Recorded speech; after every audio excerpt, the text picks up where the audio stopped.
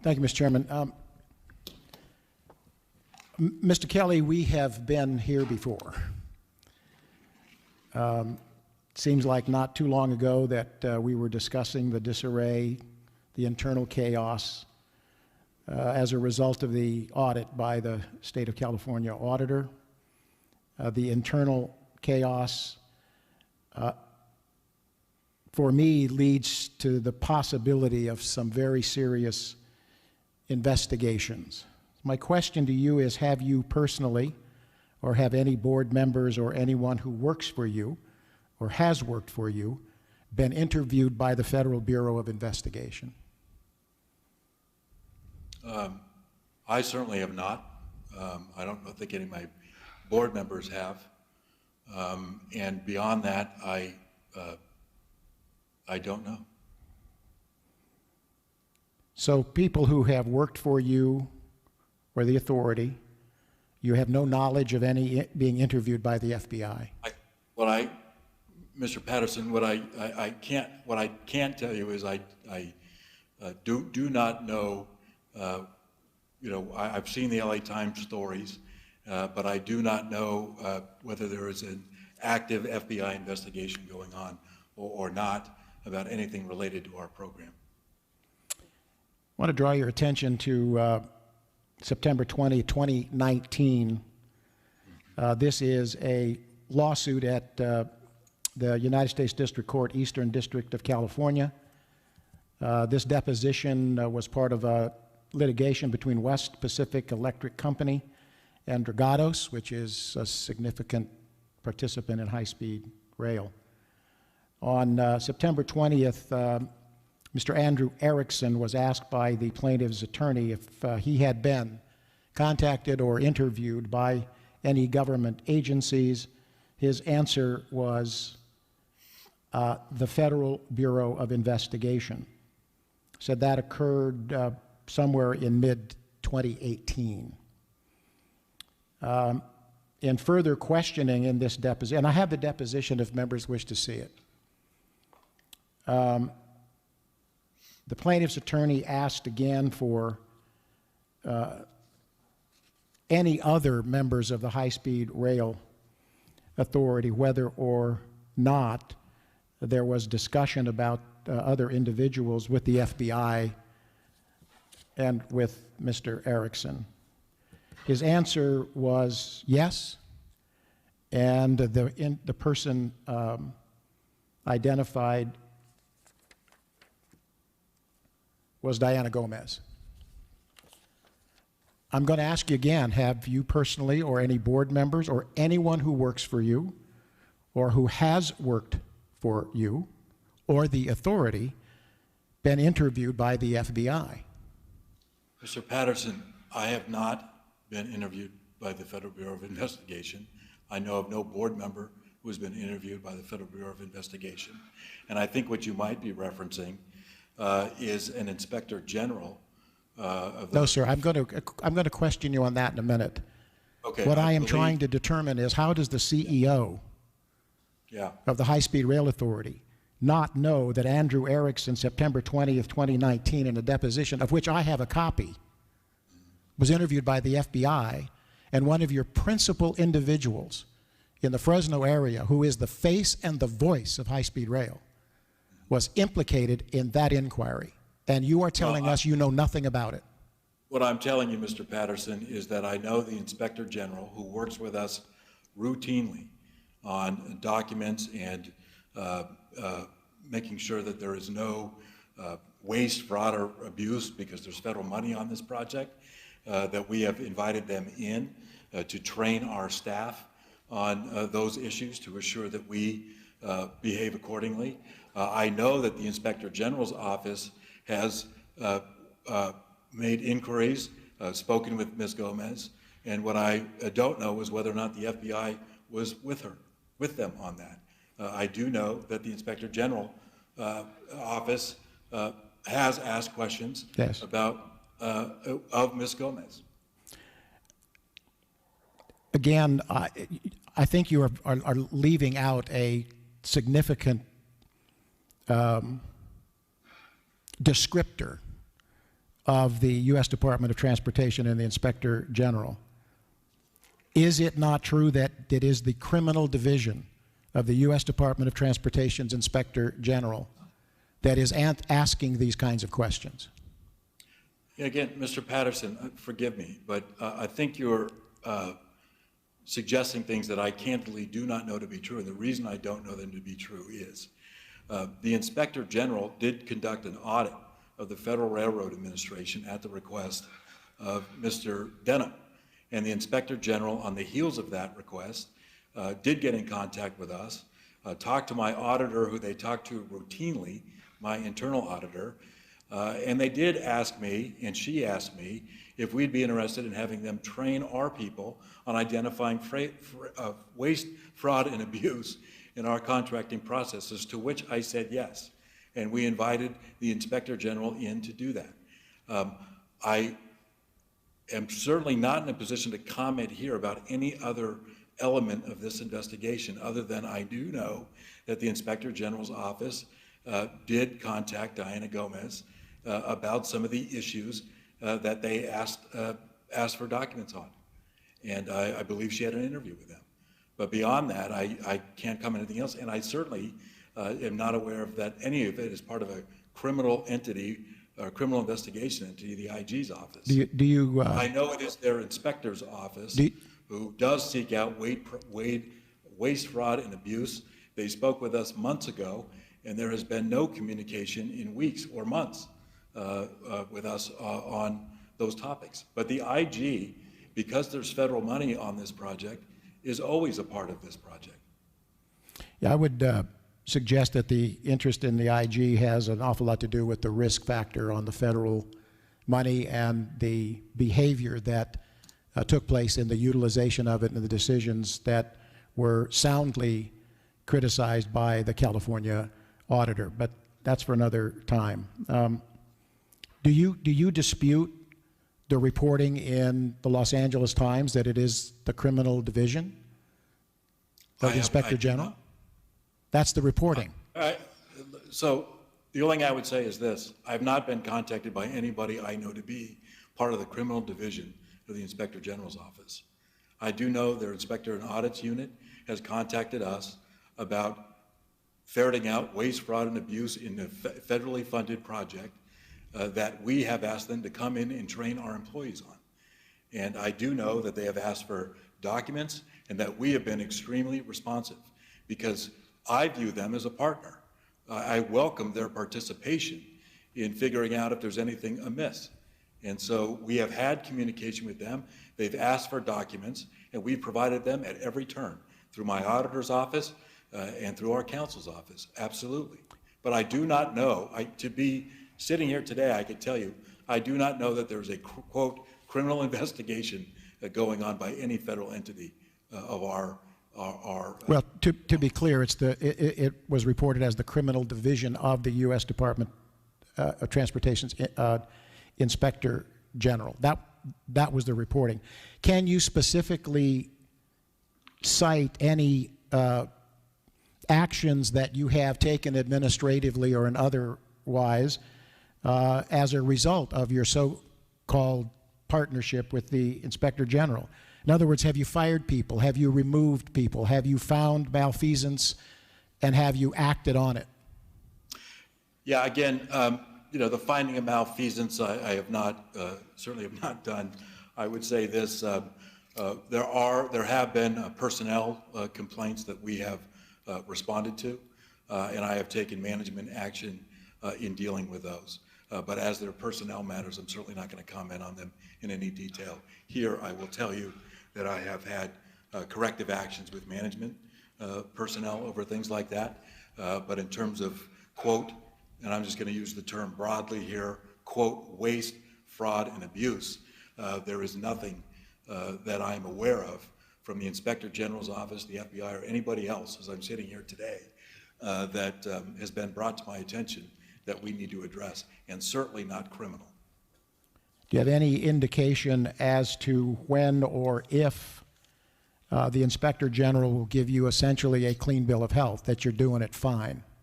No, I candidly don't believe they ever will, because I think that their job in life which is appropriate, is to be the entity that assures federal dollars are spent appropriately. And again, my interaction with the Inspector General's office to date has been making sure we're giving them every and any document they request, and that they train my people, my contract managers, on how to identify those kind of problems. And that's where I've been with the Inspector General's office heretofore.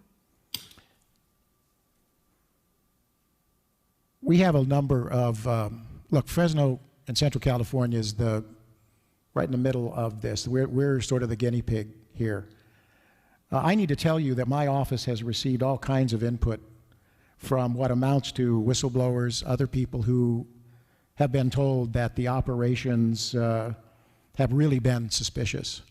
I think the reporting in the Los Angeles Times demonstrated that some of your contractors literally pressured some of the very people that they hired to do the oversight into making things up.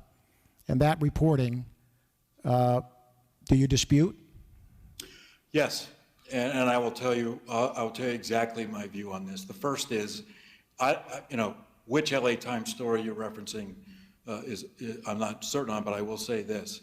I've certainly read a story where somebody, an employee of a consultant, not an employee of mine, had suggested that somehow we don't put out bad news.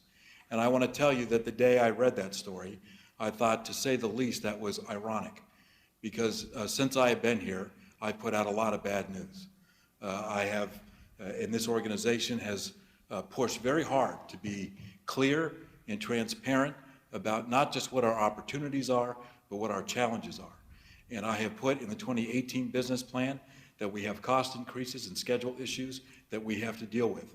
I put in the 2019 plan that we're going to increase our contingency to deal with risks. And I have put in the 2020 draft business plan that there's a need to push out our Valley to Valley timeline.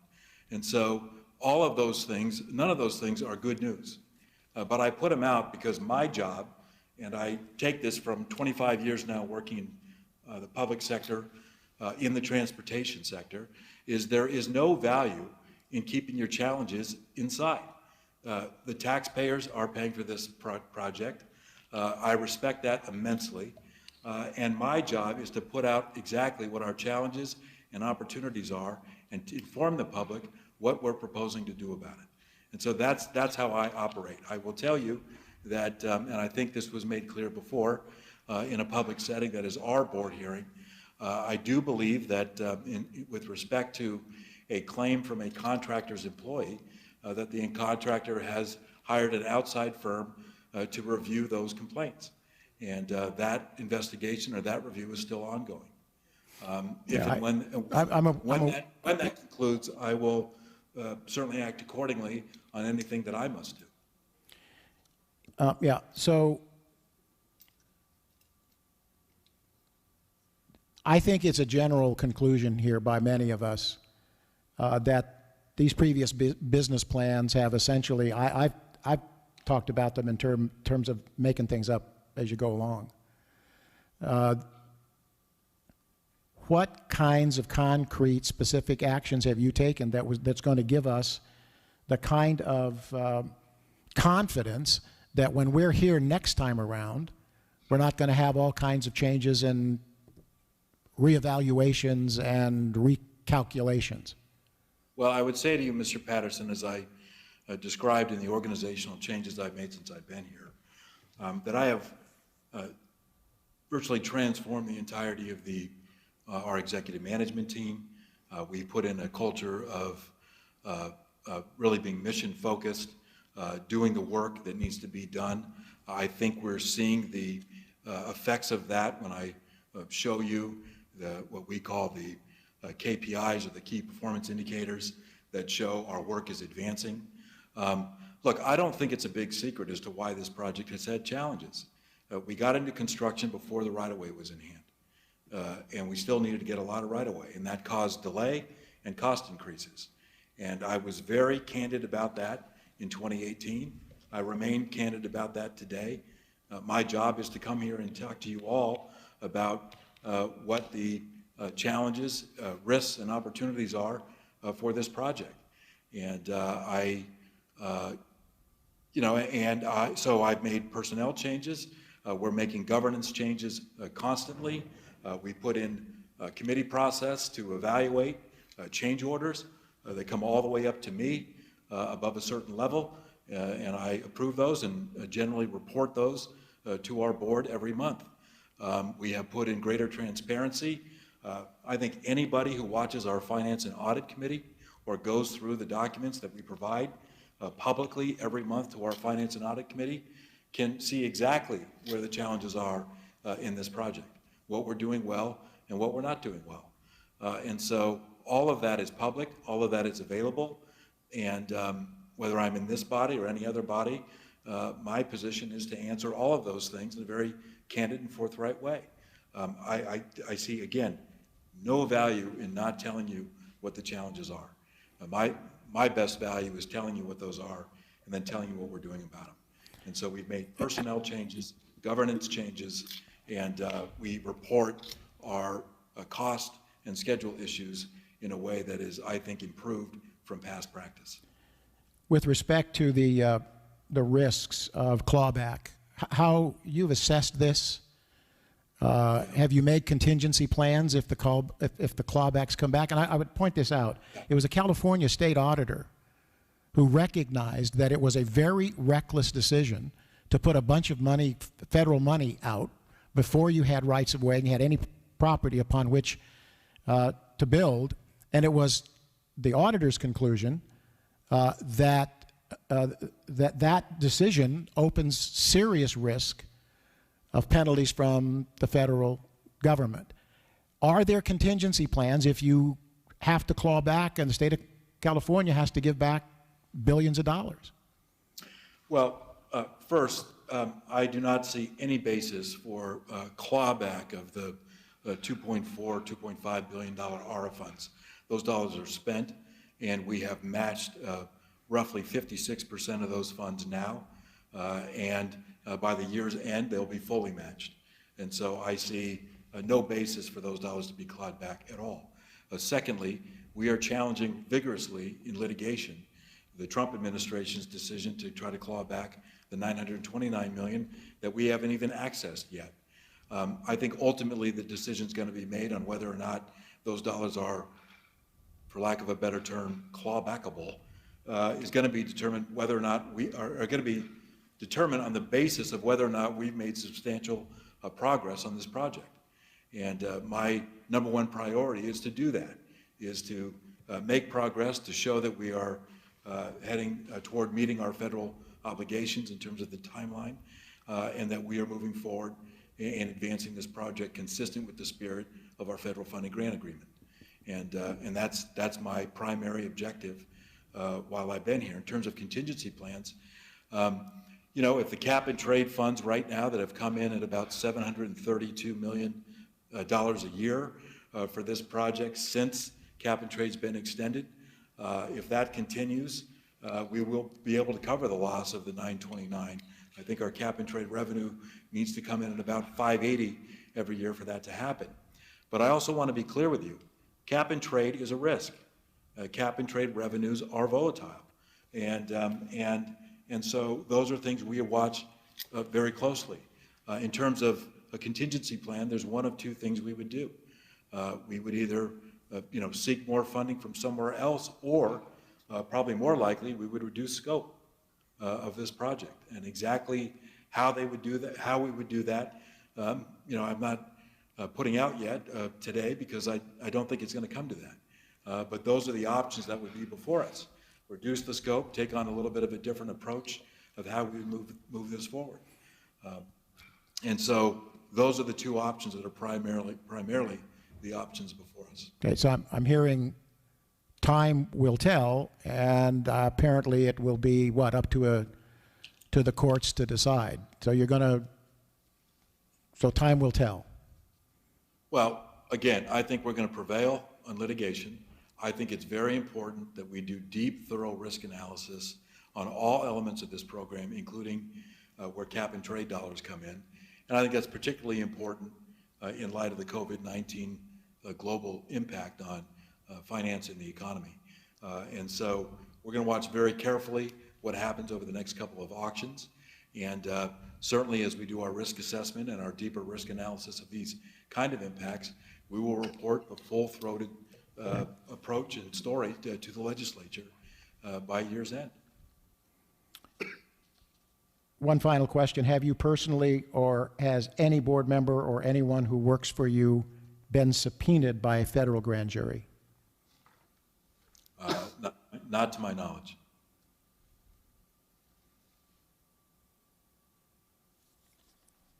I want to talk very quickly about being ripped up and being ripped off with respect to one more thing.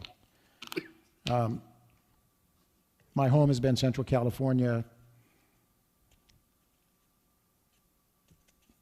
two-term mayor of the area. Have known and appreciated the folks in our agricultural community and our small businesses. And in talking with existing people who have had their property taken, their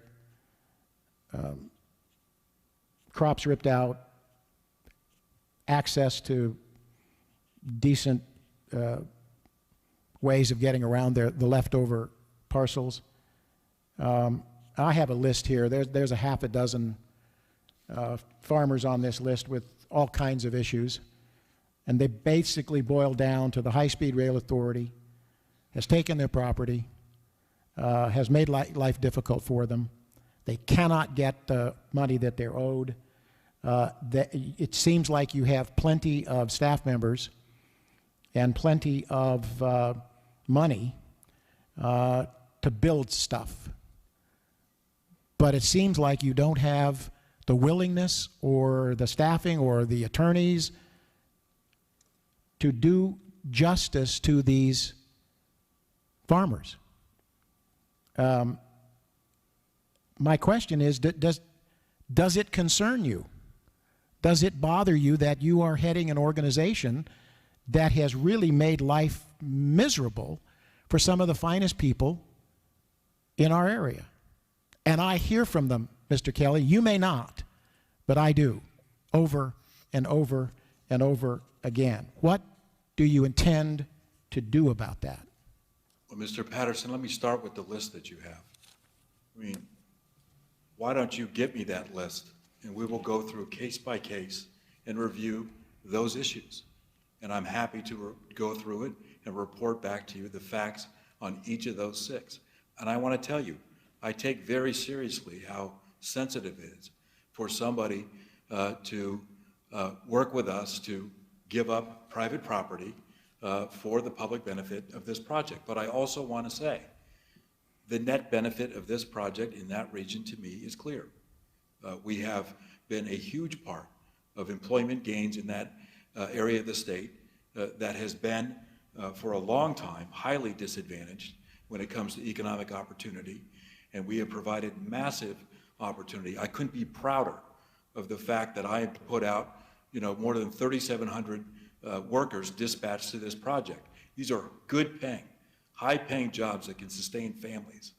And there's nowhere I'm happier that we're doing that than in the Central Valley. It is a passion of mine to move from diesel emission technologies to clean electrified technologies to improve the air quality in that region for the public health. So I'll start with the list that you have. It is a very sensitive matter on dealing with people and their property, and I will go through it one by one, meet with you. These are all, Mr. Kelly, these are all in the process for years. You would know these individuals, but I will tell you, in talking to my friends, that they are asking me to keep these confidential because they fear retribution by the staff and the people that you have put in charge of these, of paying these people what they are supposed to get, what the High-Speed Rail Authority has promised to give them, and continues to use excuses and people can't talk to people that can make decisions. You can decide to throw up concrete, but you can't decide to pay these people. Mr. Patterson, I'm offering to help, and I'm offering to help at the highest level in the organization.